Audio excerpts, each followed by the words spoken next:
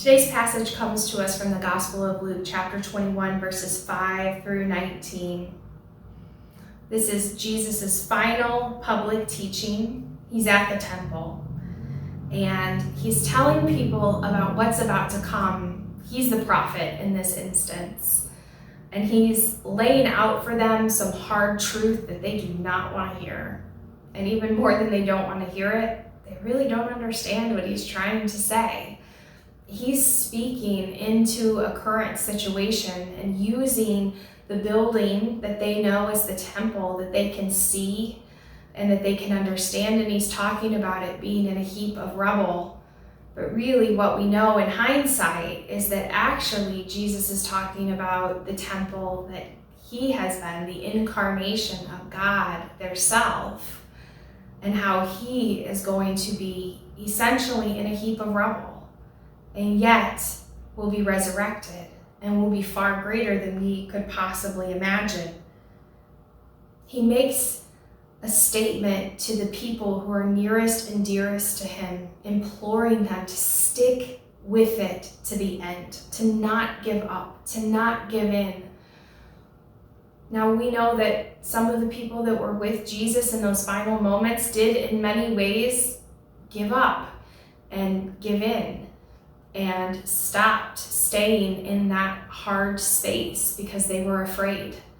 And so if you've ever had a moment where in your fear or in your doubt, you've given up or walked away, know that you're in good company.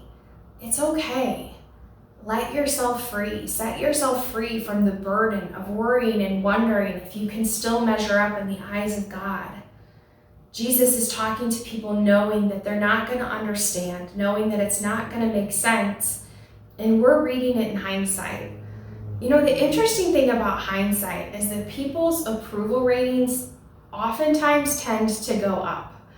We as people tend to remember the best parts of someone, and the things that were difficult or controversial in the time of their life have often passed by the time that we're talking about them in the future.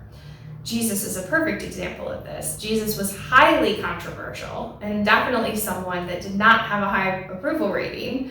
I think we have proof of that. But now that we look back, even people who don't believe in Jesus would agree that the way that Jesus lived made sense, that it was a beautiful way to live, and that the world would be a better place if we all agreed to operate under the principles of caring for one another, of taking care of creation, and of being forgiving and loving and graceful. And yet over and over again, we've seen people who have showed up with similar standards, desiring the best for humanity, and have often found that their approval rating was sunk. And so he was in a long line of people who would later come who would not have the greatest of approval ratings. They look very different in hindsight.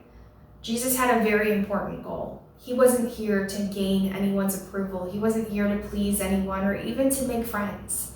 Jesus was here to liberate the faithful, to create an enduring trust that if they put their faith in God, that they would be liberated, that all the things that were holding them back, all of the stories about how they weren't enough or would never measure up or couldn't possibly ever fit into the fold or into the mold, Jesus came and said, you belong with me.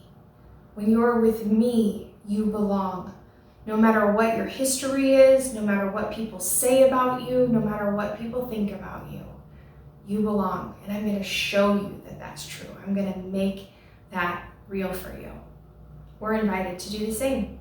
We're invited to make that real for people, to help people understand how much they belong, how much they matter in the eyes of God and in our eyes as well. So what will you do? Will you continue to look at what once was a heap of rubble, or will you look at what has been built from the ashes? Will you be a builder? It's time to make up your mind.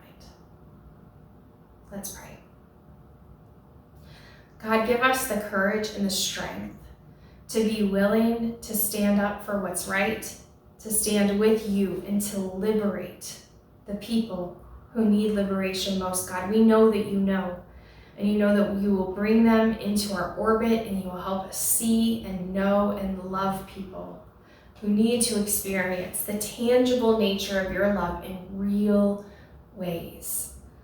We are so grateful, God, that we get to participate in this work with you. Help us to stay present, to stay open, and to be willing to love people the way that you love, without condition, without expectation, without any level of some kind of unspoken agreement that says you can only be mine if you fill in the blank. Help us to make up our mind for you, God, to make up our mind for ourselves, and to make up our mind for each other. And when that feels hard and tough and difficult in ways that we can't possibly imagine, may we lift our voices together and pray the words that Jesus taught us as disciples to pray. Our Father, who art in heaven, hallowed be thy name. Thy kingdom come, thy will be done, on earth as it is in heaven. Give us this day our daily bread, and forgive us our debts as we forgive our debtors. And lead us not into temptation, but deliver us from evil. For thine is the kingdom, and the power, and the glory forever. Amen. We get to make up our mind. That was the agreement. Free will, the choice to do with it how we see fit, where we see fit, when we see fit. Let us take the power that we've been given to make our own choices and choose love. Choose to love our neighbor.